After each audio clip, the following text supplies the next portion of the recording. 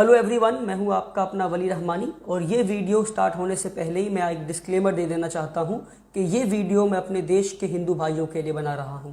जी हां, मैं ये वीडियो उन हिंदू भाइयों के लिए बना रहा हूं जो शाम को 6 बजे से लेकर रात को 10 बजे तक टीवी के सामने बैठकर टीवी एंकर्स और न्यूज़ एंकर्स को सुनते हैं और टीवी पर न्यूज़ देखते हैं। ये वीडियो उन लोगों के लिए बना रहा हूँ। जी हाँ, ये वीडियो मैं तबलीगी जमात के मुद्दे पे बना रहा हूँ। अब सवाल ये है कि तबलीगी जमात का मुद्दा 13 मार्च को हुआ था और आज 19 अप्रैल है। 1 महीने से ज़्यादा हो गया है और तब से लेकर अब तक मैंने एक स्टेटमेंट भी तबलीगी जमात पर नहीं दिया। पर आज क्यों दे रहा हूँ मैं? आज इसलिए दे रहा हूँ क्योंकि मेरी पड़ोसी मेरी माँ से तबलीगी जमात पे सवाल करती हैं। मेरी पड़ोसी मेरी माँ से इस अंदाज में सवाल करती हैं पड़ोसी तबलीगी जमात पे, as if my mother is liable for what is happened in Delhi Nizamuddin Markaz, as if my mother is answerable for what is happening in Delhi Nizamuddin. तो मेरी माँ जिम्मेदार नहीं है just because my mother is a मुस्लिम।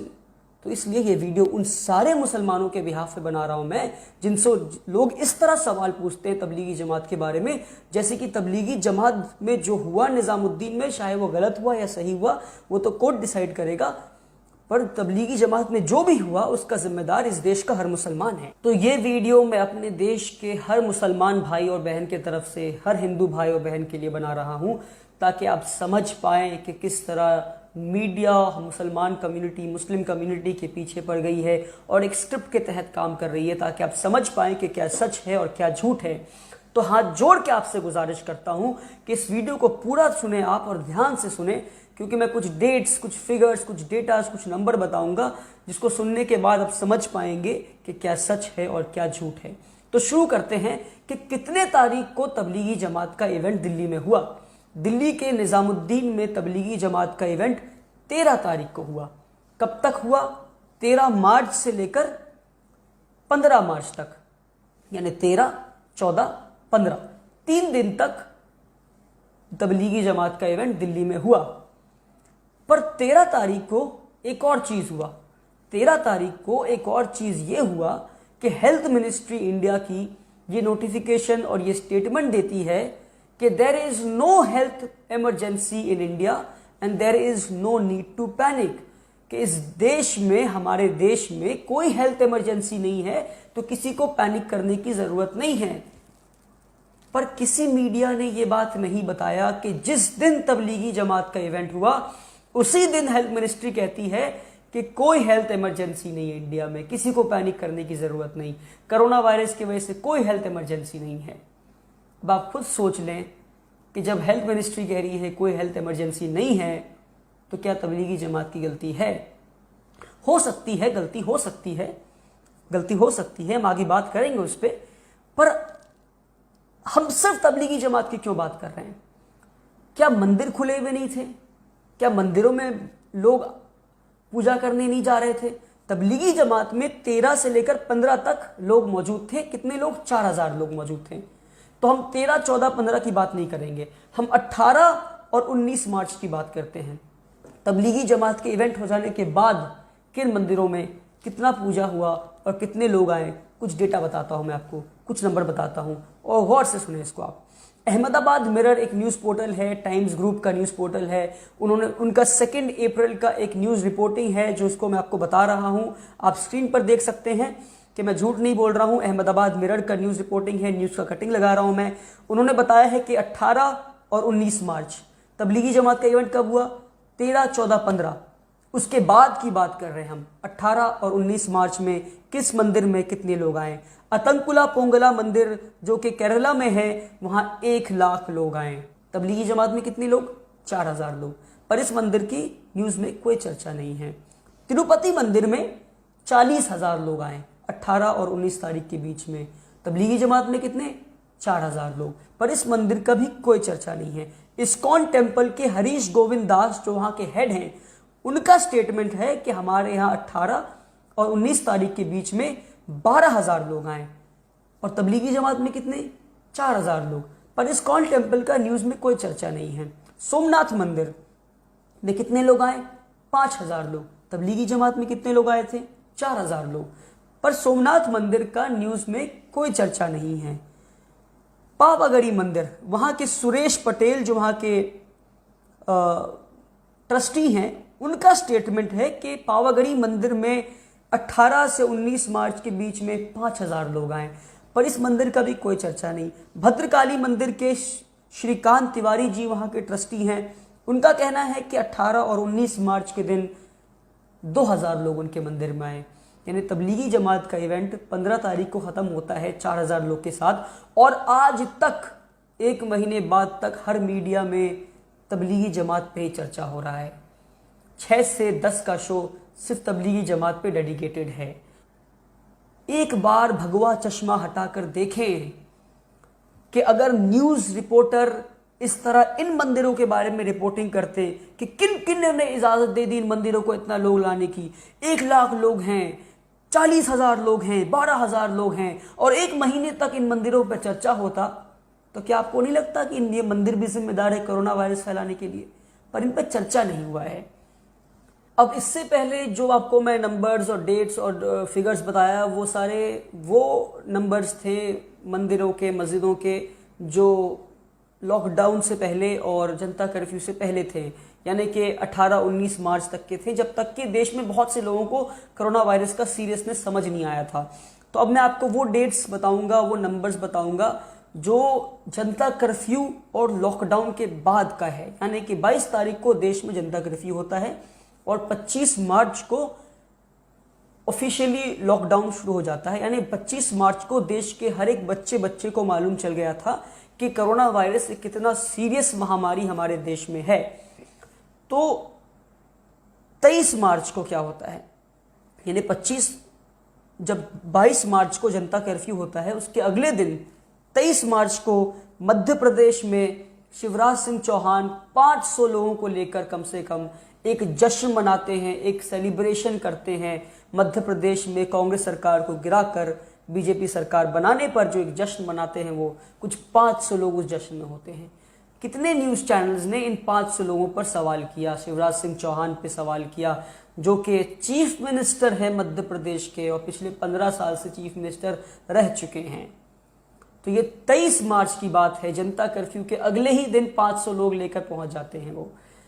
अब जनता कर्फ्यू के बाद 25 मार्च, जिस दिन लॉकडाउन स्टार्ट हुआ, उस दिन माँ आदि शक्ति उत्तर प्रदेश के लखनऊ में एक सेल्फ स्टाइल्ड गॉड वुमेन है, एक साध्वी हैं, वो एक पूजा रखती हैं कुछ 100 लोगों को लेकर, और जब पुलिस उन्हें रोकने आता है तो अपनी तलवार को बाहर निकाल लेती हैं और पुलिस को डराती हैं मारने के लिए। कहती मैं पूजा करूंगी वरना चले जाओ, तलवार दिखाकर कहती हैं वो। आप एक बार इमेजिन करें, एक मस्जिद का मौलाना तलवार निकालकर पुलिस को भगाता तो आज इस देश में मुसलमानों के साथ क्या होता। पर लखनऊ के एक साध्वी ने तलवार निकाला 25 तारीख को, जिस दिन लॉकडाउन शुरू होता है। प्रधानमंत्री टीवी पे आके कहते हैं कि पूरे देश में लॉकडाउन होगा, पर किसी टीवी चैनल ने क्या इस साध्वी पे चर्चा किया? जी नहीं किया। तो आप खुद बता दें, आप खुद समझ लें कि किस तरह मुसलमान कम्युनिटी को बदनाम किया जा रहा है। 25 तारीख को फिर से, जिस दिन लॉकडाउन शुरू हुआ, उत्तर प्रदेश के चीफ मिनिस्टर योगी आदित्यनाथ अयोध्या जाते हैं और वहां पूजा करते हैं और रामलल्ला की पुतले को लेकर एक टेम्परेरी मंदिर में शिफ्ट करते हैं। वो क्या जरूरत पड़ गई कोरोना वायरस के बीच में उन्हें पूजा करने की? और जिस दिन लॉकडाउन शुरू हुआ, कुछ 100 लोगों को लेकर वो पूजा करते हैं वहां पर अयोध्या में नवरात्रि में। तो क्या किसी टीवी चैनल ने योगी आदित्यनाथ पे सवाल उठाया? नहीं उठाया। जी हाँ, एक ने सवाल उठाया, उसके खिलाफ क्या हुआ? केस बुक हो गया। उसके खिलाफ क्या हुआ? उसे परेशान करना शुरू कर दिए। उसके बाद 17 अप्रैल, मार्च की बात नहीं कर रहा हूं मैं, 17 अप्रैल सिद्धलिंगेश्वर मंदिर कर्नाटका के कुलबर्गी में कुछ 150 लोग चैरियट पुलिंग फेस्टिवल में पार्ट लिए हैं कि चैरियट को टान के लाना है और पूजा करना है सिद्धलिंगेश्वर मंदिर। किस टीवी चैनल ने इन पर चर्चा किया? 10 अप्रैल को सूरत में एक जैन मंदिर में पूजा होती है। 10 अप्रैल को, मार्च नहीं, 10 अप्रैल को जब सेकेंड फेज ऑफ लॉकडाउन शुरू हो गया, समझे आप। और डिप्यूटी मेयर सूरत का नीरव शाह उस पूजा में मौजूद होते हैं। कितने टीवी चैनल्स ने इस जैन मंदिर के पूजा, जहां पे 100 लोगों से ज्यादा लोग थे, इस पे चर्चा किया। और ऐसे बहुत से मंदिरों का लिस्ट है जो आपको दे सकता हूं। पर क्या किसी धर्म को जिम्मेदार और धर्म के लोगों को जिम्मेदार ठहराना सही है? ये सवाल मैं आप पे छोड़ता हूं। अब मैं आपको कुछ 5-6 ऐसे एग्जाम्पल दूंगा जिससे आप समझ जाएंगे कि कितना मीडिया मुसलमानों के खिलाफ काम कर रहा है, किस साजिश के तहत काम कर रहा है। फॉर एग्जाम्पल, पहले अपने स्क्रीन पे देखें आप, आज तक का न्यूज बुलेटिन था। न्यूज बुलेटिन में आता है मदरसे में छिपे 11 लोग, यानी जब मदरसा की बात आई तो छिपे 11 लोग, और गुरुद्वारा में फंसे 200 लोग। मदरसा के लिए छिपे शब्द का इस्तेमाल कर रहे हैं और गुरुद्वारा के लिए फंसे शब्द का इस्तेमाल कर रहे हैं। मदरसा में छिपे 11 लोग, गुरुद्वारा में फंसे 200 लोग। आप खुद समझ लें इससे कि किस तरह आज तक रिपोर्टिंग कर रही है। और एक के बाद एक बुलेटिन आया, पहले मदरसा का बुलेटिन, फिर गुरुद्वारा का बुलेटिन आया। हिंदुस्तान टाइम्स के 4 न्यूज के बारे में बता रहा हूं मैं आपको, 4 न्यूज बुलेटिन के बारे में, 4 न्यूज हेडलाइन के बारे में बता रहा हूं। 93 migrant workers held for defying lockdown and attacking cops. तो क्योंकि जो अटैक करने वाले लोग थे वो मुसलमान नहीं थे, तो उनके लिए माइग्रेंट वर्कर्स का इस्तेमाल किया गया। 93 पहला, 93 migrant workers held for defying lockdown and attacking cops. 93 migrant workers को पकड़ा गया पुलिस पर हमला करने के लिए। उसके बाद दूसरा न्यूज, पब्लिक अटैक पुलिस इन असम। पब्लिक शब्द का इस्तेमाल किया गया जब मुसलमान नहीं थे। विलेजर्स अटैक कॉप इन बंगाल। विलेजर्स शब्द का इस्तेमाल किया गया जब मुसलमान नहीं थे बंगाल में। मैंने पहला 3 न्यूज देखे जब मुसलमान नहीं थे तो अलग अलग शब्दों का इस्तेमाल किया गया उनके बारे में बताने के। मगर यही चीज जब मुसलमान हो जाता है तो क्या होता है? न्यूज पढ़ लें headline, 25 Muslim man arrested for attacking cop in Orissa. यानी 4 न्यूज एक ही बात। यानी जब मुसलमान करता है तो मुसलमान शब्द का इस्तेमाल किया जाता है, मुसलमान वर्ड का इस्तेमाल किया जाता है स्पेसिफिकली। और जब नॉन मुस्लिम करता है या मुसलमान नहीं करता है तो माइग्रेंट वर्कर्स, पब्लिक, विलेजर्स, इन शब्दों का इस्तेमाल किया जाता है। तो ये हिंदुस्तान टाइम्स के 4 अलग अलग न्यूज के हेडलाइन बताकर मैं आपको बता दिया कि किस तरह मुसलमानों के खिलाफ साजिश की जा रही है। ANI न्यूज का एक ही न्यूज है पर 2 अलग अलग इंसान के बारे में, यानी गुनाह एक ही, जुर्म एक ही, पर 2 अलग अलग इंसान के बारे में, एक मुसलमान एक हिंदू। तो जब हिंदू के बारे में न्यूज छापा जा रहा है तो क्या लिखा जा रहा है? Mumbai police arrested 1 person for hoarding 1 lakh mask. यानी मुंबई पुलिस ने एक इंसान को अरेस्ट किया 1 लाख मास्क होर्ड करने के लिए। उस इंसान का नाम नहीं लिखा गया, उस इंसान का मजहब नहीं लिखा गया। पर वही इंसान जब मुसलमान, वही काम जब मुसलमान करता है तो ANI कैसे न्यूज छापता है? Mumbai police has seized 57,500 mask from Mohammad Miraj for selling at higher price, a case has been booked.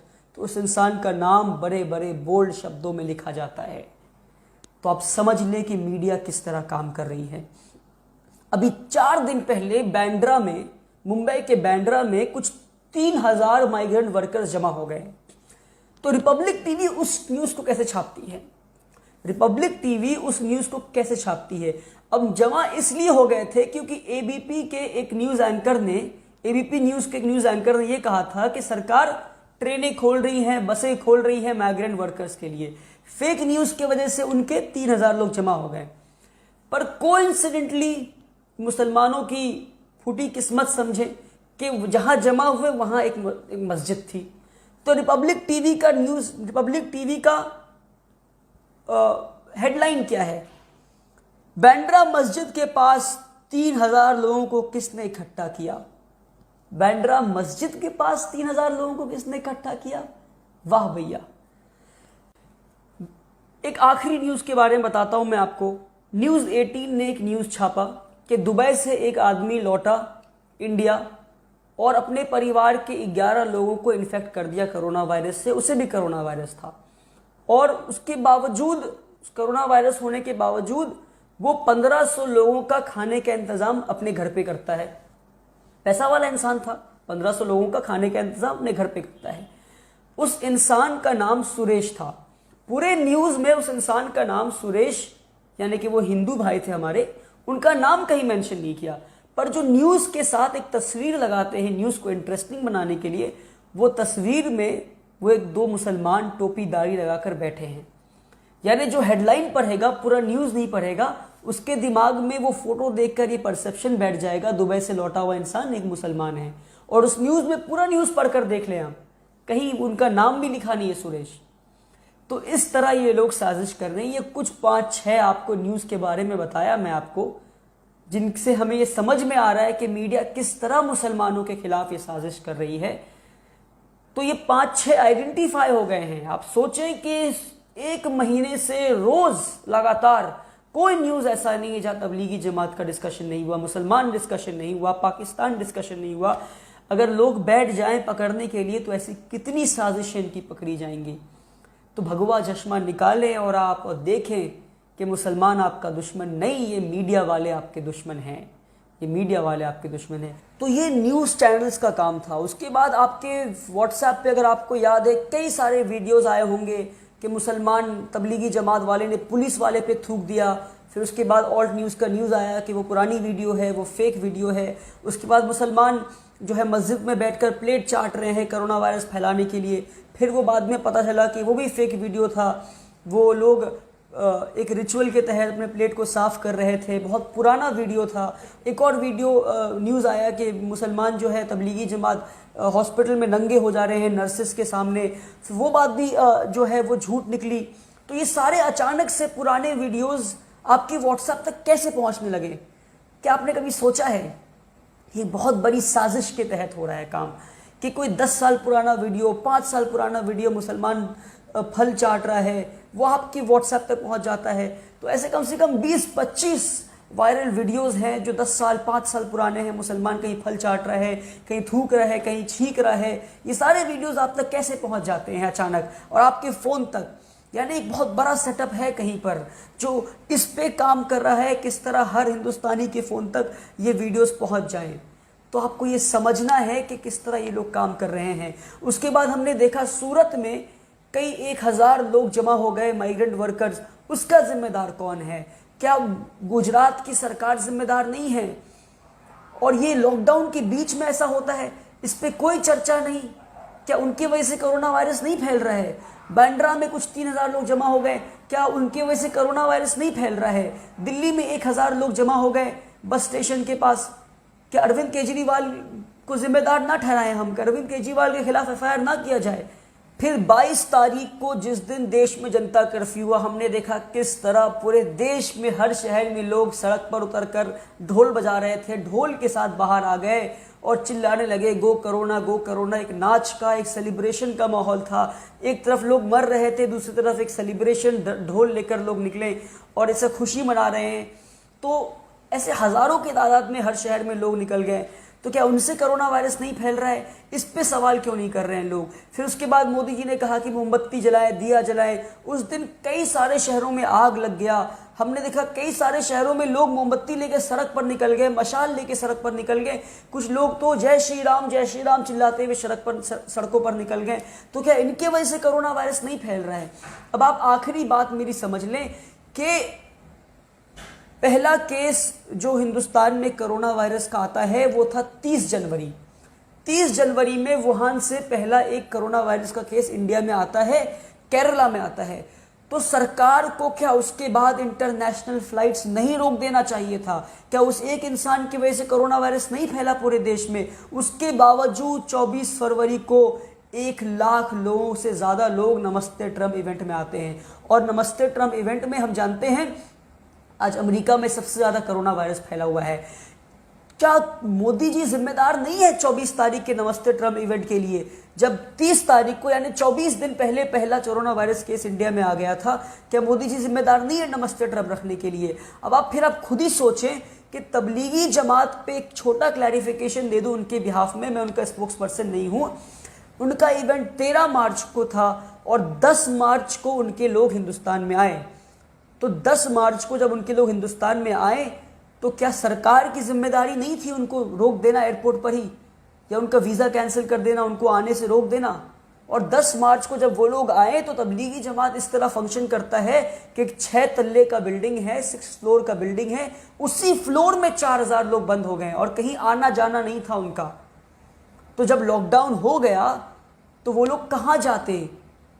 वो एक हॉस्टल स्ट्रक्चर है कि 4000 लोग उसी बिल्डिंग में रहेंगे, उसी बिल्डिंग में प्रोग्राम होगा, उसी बिल्डिंग में खाना पीना होगा, और अचानक लॉकडाउन कर देंगे, आप बंद कर देंगे तो वो लोग कहाँ जाएंगे? 4000 लोग अपने घर बस के थ्रू ट्रैवल करके जाएंगे। जो बाहर से आए वो कैसे जाएंगे बाहर? तो सवाल पूछना है ये सारी ना, कि इनके सवाल के जवाब किनके पास हैं? अब आप खुद देखें, जो 22 तारीख को, और आखिरी बात कह रहा हूं मैं आपको, जो यानी एक दिन के जनता कर्फ्यू के लिए 4 दिन का वक्त दिया गया, 4 दिन पहले अनाउंस कर दिया गया कि 22 तारीख को जनता कर्फ्यू होगा, पूरे दिन जनता कर्फ्यू होगा, किसी को घर से बाहर नहीं निकलना है। और 1 महीने का लॉकडाउन है देश में, सिर्फ 4 घंटे पहले बता रहे हैं आप। जो बिहार से दिल्ली आए, झारखंड से दिल्ली आए, उड़ीसा से दिल्ली आए, एक शहर से दूसरे शहर गए लोग इलाज के लिए, सब अपने जगह फंस गए, पूरा देश परेशान हो गया। और मोदी जी को क्रिटिसाइज मत कीजिए, मोदी जी अच्छा कर रहे हैं, मोदी जी अच्छा करना चाह रहे देश के लिए, उनको क्रिटिसाइज मत कीजिए। जो इंसान जहां था वहां फंस गया है। कभी स्लम्स में जाकर देखिए, लोग भूख से मर रहे हैं, पर कोई सवाल नहीं करेगा मोदी जी पे। मैं आपको बता दूं कि तबलीगी जमात के इवेंट से 2 दिन पहले लोग अंताक्षरी खेल रहे थे टीवी पर। कोरोना वायरस के बीच टीवी एंकर्स अंताक्षरी खेल रहे थे क्योंकि उनके पास मुद्दा नहीं था, न्यूज नहीं था। फिर क्या हुआ? तबलीगी जमात मुद्दा मिल गया। पाकिस्तान, लॉकडाउन, मरकज, निजामुद्दीन, मौलाना साद, सारे मुसलमान नाम, इससे अच्छा क्या हो सकता था? फिर तब से लेकर अब तक 1.5 महीने से तबलीगी जमात पर ही चर्चा हो रहा है। तो आप समझें, ताकि मोदी जी पे और बीजेपी पे सवाल ना किया जाए, इसलिए सारी साजिशें की जा रही है मुसलमानों के खिलाफ। और इस वीडियो को अगर आपको लगे कि सच्चाई है तो अपने बाकी हिंदू भाइयों तक पहुंचाएं, उन्हें बताएं कि तबलीगी जमात अगर जिम्मेदार है तो किस हद तक जिम्मेदार है, और सिर्फ उनको जिम्मेदार ठहराना क्या ये सही है? एक आखिरी बात कह के अपनी वीडियो को ख़त्म कर रहा हूं कि तबलीगी जमात का जहां पर हेडक्वार्टर है वहां से 50 मीटर दूर पर भी नहीं, 50 मीटर के अंदर ही दिल्ली निज़ामुद्दीन पुलिस स्टेशन है। यानी पुलिस स्टेशन और दिल्ली निज़ामुद्दीन मरकज़ यानी हेडक्वार्टर तबलीगी जमात की दूरी सिर्फ 50 या 100 मीटर है मैक्सिमम। तो पुलिस क्या कर रही थी जब उन्हें पता था 4000 लोग जमा हो रहे हैं? वहीं मुंबई में तबलीगी जमात के पैरेलल वे में एक और इवेंट होने वाला था, मुंबई पुलिस और गवर्नमेंट ने उसे कैंसिल कर दिया। तो दिल्ली सरकार और दिल्ली पुलिस क्यों कैंसिल नहीं की? तो सवाल ताकि सरकार से ना हो, ताकि पुलिस से ना हो। जब पहला कोरोना वायरस केस इंडिया में 30 जनवरी को आया तो 30 जनवरी से लेकर 13 जनवरी यानी 2 महीने, 13 मार्च यानी 2 महीने तक सरकार सो रही थी, और 13 मार्च को कहती है there is no health emergency. तो सरकार से ताकि सवाल ना हो कि लोग भूखे क्यों मर रहे हैं, पीपीई किट क्यों नहीं पहुंच रहा है डॉक्टर्स तक, ग्राफ ऊपर क्यों जा रहा है कोरोना वायरस का, ताकि सरकार से सवाल ना हो तो क्या किया जाए? चलो मुसलमान को मुद्दा बनाया जाए। अगर मुसलमान मुद्दा बन गया तो सारे प्रॉब्लम सॉल्व हो गए। यानी इस देश के हर प्रॉब्लम का 2 सल्यूशन है। पता है क्या? मुसलमान और पाकिस्तान। Thank you.